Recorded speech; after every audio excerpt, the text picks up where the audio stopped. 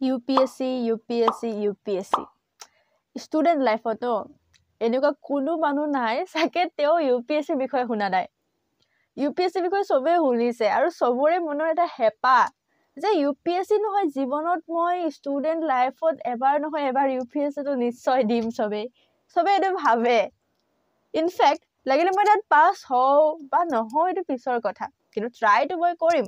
কিয় নকৰিব ট্ৰাই চবে কৰিবও লাগিব বিকজ UPSC ইণ্ডিয়াৰ টাফেষ্ট এক্সাম যেহেতু হয় আৰু সেয়েহে সাজু হৈ গ'ল এটা নিউ ভিডিঅ' লৈ আৰু আজি আমি ভিডিঅ'টো কথা পাতিম UPSC কি হয় আৰু কোনবিলাক মানুহে আচলতে সঁচাকৈ UPSC দিব লাগে UPSC কোৱালিফাই কৰিব লাগে আৰু লগতে UPSC এক্সামৰ এক্সাম পেটাৰ্ণ চিলেবাছ এলিজিবিলিটি ইয়াৰ কি পোষ্ট যেতিয়া তুমি UPSC কোৱালিফাই কৰিবা তাৰ পাছত তুমি কি পোষ্টৰ কাৰণে তুমি এপ্লাই কৰিব পাৰিবা এই সকলোবিলাক কথা আমি বিতংভাৱে আলোচনা কৰিম গতিকে আহা দেৰি নকৰি আজি ভিডিঅ'টো ষ্টাৰ্ট কৰোঁ ফাৰ্ষ্ট অফ অল আমি কথা পাতোঁ আহা UPSC ফুল ফৰ্ম UPSC ফুল ফৰ্ম হ'ল ইউনিয়ন পাব্লিক ছাৰ্ভিচ কমিশ্যন আৰু ই এটা বৰ্ড হয় যিয়ে ভাৰত চৰকাৰৰ কিছুমান এক্সাম বহুত টাফ কিছুমান এক্সাম এই UPSCৰ জৰিয়তে কণ্ডাক্ট কৰায়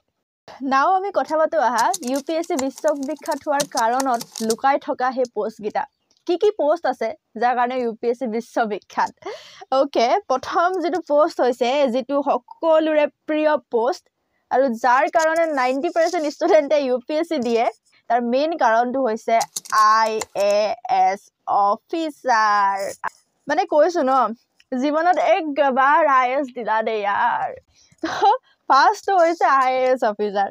সেকেন্ড যিটো পোষ্ট সেইটো হৈছে IPS অফিচাৰ নামটো নিশ্চয় শুনিছা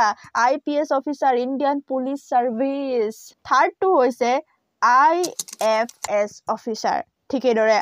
IRS অফিচাৰ ভাই ডিস্ট্ৰিক্ট মেজিষ্ট্ৰেট তুমি যেতিয়া হবা তুমি একদম গাড়ীত যাবা আহা কি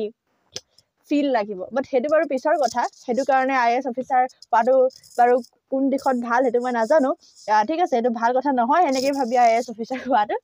IAS অফিচাৰ হ'বলৈ হ'লে তুমি বহুত ৰেছপন্সিবল হ'ব লাগিব আমাৰ মাইণ্ড সদায় ছ'চিয়েল কামৰ ছ'চিয়েল ৱৰ্কত ছ'চিয়েল ছাৰ্ভিচত বেছিকৈ ফ'কাছ থাকিব লাগিব নাকি মই এটা ভিডিঅ' দেখি এজন IAS অফিচাৰ আছে হা সি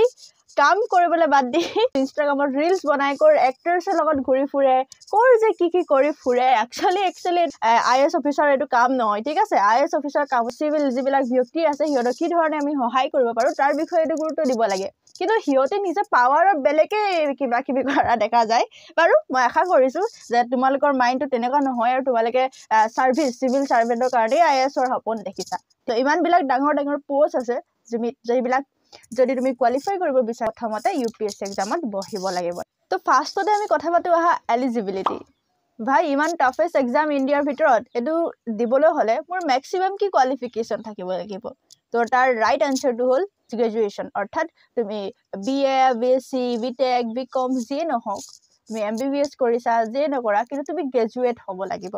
তুমি যদি গ্ৰেজুৱেট হোৱা তেতিয়াহ'লে তুমি UPSCৰ কাৰণে এলিজিবল হৈ গ'লা লগতে আমি কথা পাতোঁ আহা ইয়াৰ এজ লিমিট চোৱা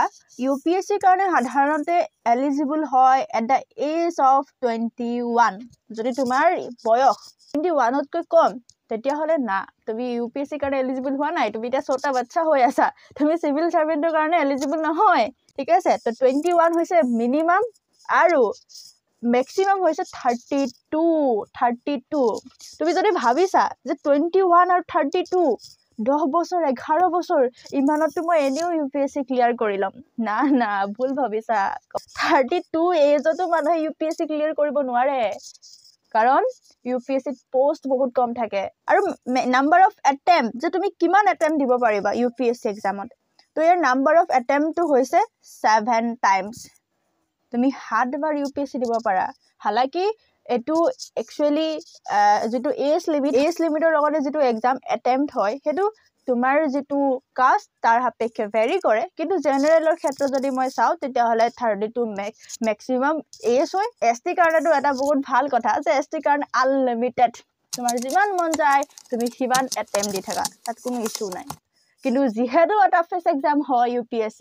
ইয়াত ধৈৰ্য লাগিব সাহস লাগিব ডিসিপ্লিন লাগিব ডেডিকেশন লাগিব উইল পাৱাৰ লাগিব আৰু কি কিতে নালাগে কোনাই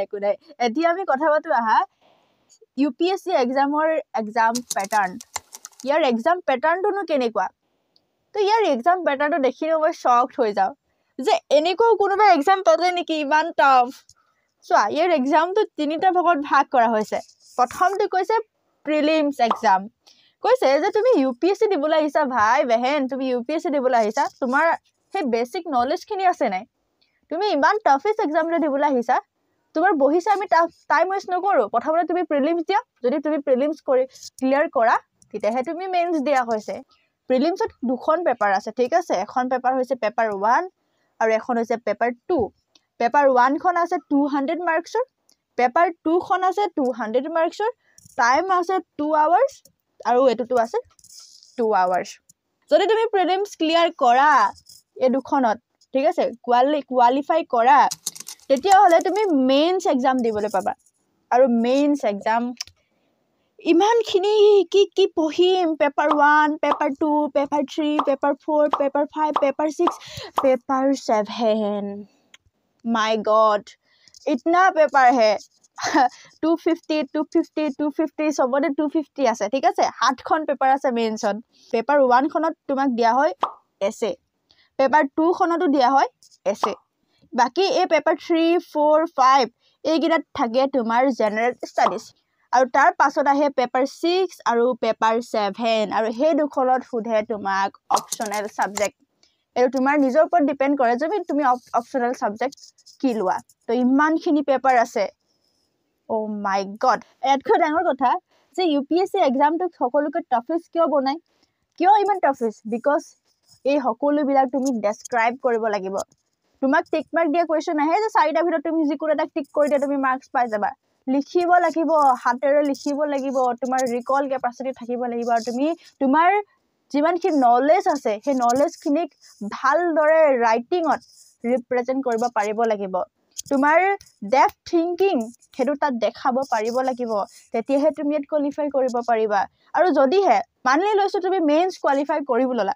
প্ৰিলিমছ দিলা প্ৰিলিমৰ পিছত তুমি মেইনছ দিলা মেইনছ দিলাটো সামৰণি হোৱা নাই কৈছে যে মেইনছ দিলে নহব ইয়াৰ পাছত আকৌ এক্সাম কন্ডাক্ট কৰিব আৰু হেতু হৈছে ইন্টাৰভিউ 275 মাৰ্কছৰ ইন্টাৰভিউ হয় ঠিক আছে আকৌ তুমি ইন্টাৰভিউ লৈ যোৱা আৰু ইন্টাৰভিউত কি চাব তোমাৰ নলেজ ইন্টাৰভিউত তোমাৰ কিমান নলেজ আছে হেতু নাচাই কাৰণ নলেজ অলৰেডি ইমানখিনি যে পেপাৰটো কন্ডাক্ট প্ৰিলিমছ দিলে মেইনছ দিলে অলৰেডি তুমি যে হেখিনি কোৱালিফাই কৰিলা গম পাই গল যে তোমাৰ বহুত নলেজ আছে ভাই কিন্তু তোমাৰ নলেজ হলে নহব যেহেতু তুমি সিভিল সাৰ্ভেন্ট বনিবলৈ গৈছা তোমাৰ নলেজৰ লগতে তুমি কিমান অনেষ্ট হয় তোমাৰ আন্ডাৰষ্টেণ্ডিং কেপাচিটি আছে কোনোবা যদি তোমাক ঘুষ দিয়ে তুমি ঘুষ লবা নে তাক বুজাবা যে ঘুষ লোৱাটো ভাল কথা নহয় সেই যিখিনি কেপাচিটি আছে সেই পাৰ্সনেলিটিখিনি তোমাৰ চেক কৰিবলৈ এক্সট্ৰা ইন্টাৰভিউ পতা হয় যে তুমি সঁচাকে সিভিল সাৰ্ভেন্ট বনিব পাৰিবা নে নোৱাৰা